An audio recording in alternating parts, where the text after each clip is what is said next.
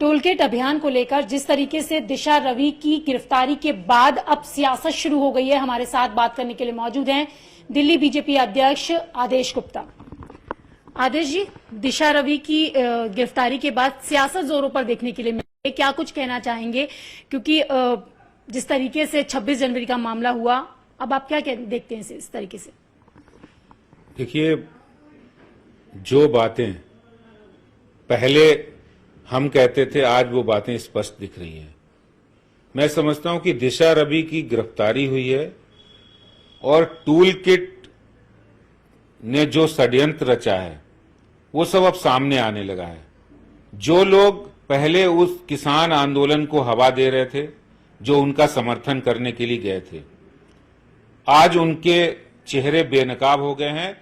जब 26 जनवरी को दिल्ली को अराजकता की स्थिति में डालने की साजिश थी, देश के तिरंगे का अपमान करने की साजिश थी, भारत को कमजोर करने की साजिश थी, भारत के अंदर सामाजिक सद्भाव को बिगाड़ने की साजिश थी, जब ये साजिश बेनकाब हुई, टूल किट जिसमें दिशा रवि अभी और भी काफी गिरफ्तार होने हैं, और जो लोग 26 जनवरी की घटना की मुंह बंद करके निंदा कर रहे थे या चुप थे, वो आज दिशा रवि की गिरफ्तारी के बाद, चाहे वो राहुल गांधी हो, वो प्रियंका गांधी हो या आम आदमी पार्टी के लोग हों, वो आज कह रहे हैं कि दिशा रवि को छोड़ देना चाहिए।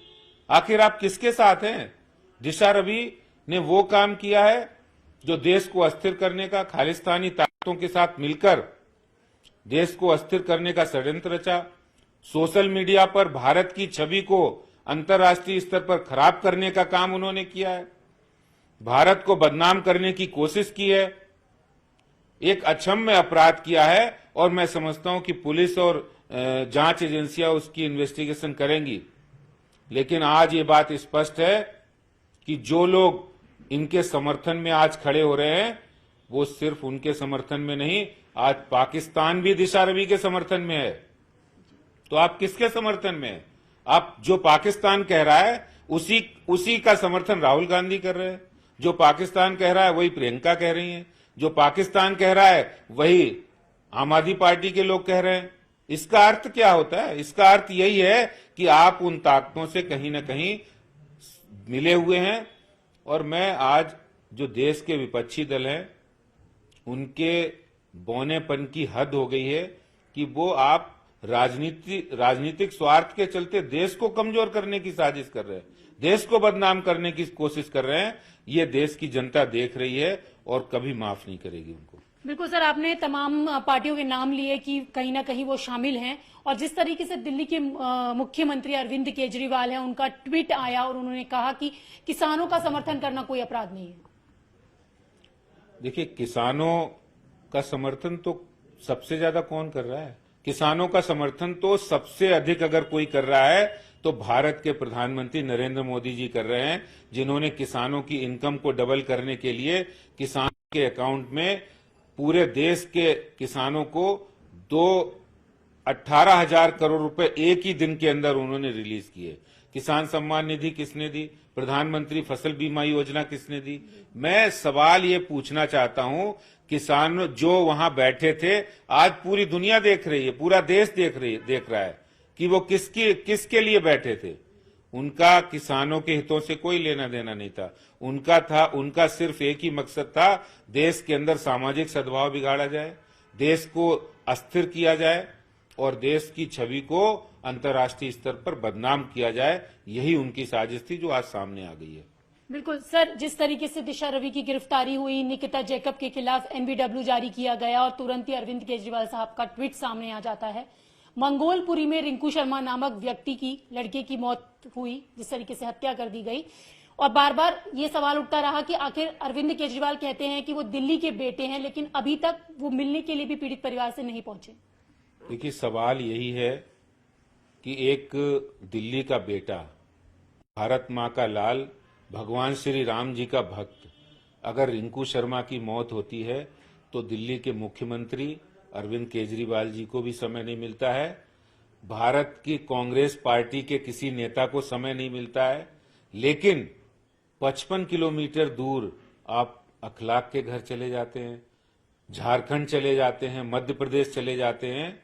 आप एक विशेष संप्रदाय की जब कोई व्यक्ति की मौत होती है तो वहां आप कैंडल मार्च निकालने चले जाते हैं। यहां आपकी सरकार है, यहां का बेटा जिसको आप कहते मैं दिल्ली का बालों का भाई हूं, बेटा हूं, उसके लिए आपका मुंह सिला हुआ है, मौन है आप मौन क्यों हैं? आप जिहादी ताकतों का समर्थन क्यों कर रहे हैं? आप जिस मानसिकता के लोगों ने रिंकू शर्मा की हत्या की है वो किसी एक व्यक्ति ने नहीं की है, वो एक मानसिकता ने की है। उस मानसिकता के खिलाफ आप बात क्यों नहीं कर रहे? आप क्यों नहीं बोल रहे हैं? जब आपने 2019 के अंदर एक ट्वीट किया था और कहा था क्या रामायण और गीता पढ़ने वाले हिंदू का काम यही है किसी दूसरे संप्रदाय के व्यक्ति को मारना? आपने ट्वीट किया था, आज भी 2019 का वो ट्वीट हमें याद है, और आज आप मौन है। आपके दिल्ली के अंदर एक बच्चे की मौत हो जाती है, एक मां का बेटा है, दिल्ली का बेटा है, आपको जाना चाहिए। और दिल्ली सरकार, आप अपने प्रचार, अपनी बड़ी बड़ी फोटो लगाकर, इश्तेहार लगाकर करोड़ों रुपए दिल्ली की जनता की टैक्स की जो कमाई है उसमें खर्च कर देंगे। आप करोड़ों रुपए के मुआवजे झारखंड और नोएडा में जाकर दे देंगे, लेकिन आपको दिल्ली में कोई बच्चे की मौत होती है, जब अंकित शर्मा मरता है, जब ध्रुव त्यागी मरता है, जब डॉक्टर नारंग की हत्या होती है, तो आपको मुंह नहीं खुलता है, वहां आपको मुआवजा भी नहीं याद आता है। लेकिन सर उनके विधायक तो कह रहे हैं कि हम हर संभावित मदद करने के लिए तैयार है परिवार की। हर संभव मदद क्या होती है? सिर्फ वहां जाने से, कहने भर से, आंसू बहाने से नहीं होता है। आपको मदद करने के लिए घोषणा करनी पड़ती है, आगे आना पड़ता है, नौकरी देनी पड़ेगी। वो परिवार में वही एक बच्चा था जो कमाई करता था, जिस रोजगार करता था, जो और छोटे भाई हैं उनको रोजगार देने की जरूरत है। भारतीय जनता पार्टी ने उनको 5 लाख रुपए की मदद दी है, और इसके अलावा अनाउंस किया है, हमारे पास पूरे देश से कई कार्यकर्ताओं की मदद के लिए आ रहे हैं, फोन आ रहे हैं, उनके चेक भी आ रहे हैं, और हम हर संभव मदद करेंगे उस परिवार की। भारतीय जनता पार्टी रिंकू शर्मा के परिवार को एक अपने परिवार की तरह हम उसकी मदद करेंगे। बस एक आखिरी सवाल है सर, जिस तरीके से लगातार पेट्रोल डीजल के दाम बढ़ रहे हैं, इसको लेकर भी कांग्रेस कई सवाल उठा रही है, तो उसे कैसे देखते हैं आप? देखिए, कांग्रेस का काम है सवाल उठाना। कांग्रेस से ये पूछिए कि कोरोना का 11 महीने का लॉकडाउन था, कौन मदद के लिए आया देश में फ्री राशन किसने दिया? देश में प्रधानमंत्री जनधन योजना वाली अकाउंटधारी महिलाओं के अकाउंट में पैसे किसने डाले? आत्मनिर्भर बजट बनाने में जो कोरोना टाइम में 20 लाख करोड़ रुपए का जो पैकेज दिया प्रधानमंत्री जी ने, वो केंद्र सरकार के माध्यम से हुआ।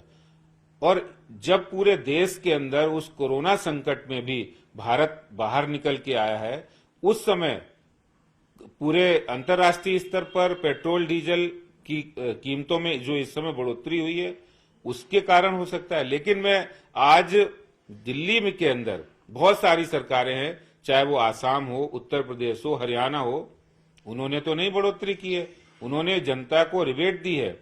क्योंकि पेट्रोलियम प्रोडक्ट में 3 पार्ट होते हैं, एक सेंट्रल गवर्नमेंट का होता है, उसकी एक्चुअल कीमत होती है, एक स्टेट गवर्नमेंट जो जीएसटी लागू करती है। तो जो स्टेट गवर्नमेंट, अगर दिल्ली में हम बात करें, दिल्ली में अरविंद केजरीवाल जी को जीएसटी कम कर देना चाहिए, जो आज हर प्रदेश से अधिक दिल्ली के अंदर पेट्रोल डीजल की कीमतें हैं। तो अगर ये दिल्ली सरकार जीएसटी कम करेगी, दिल्ली सरकार अगर टैक्सेस कम करेगी, तो पेट्रोल डीजल की कीमतें अपने आप ही कम हो जाएंगी।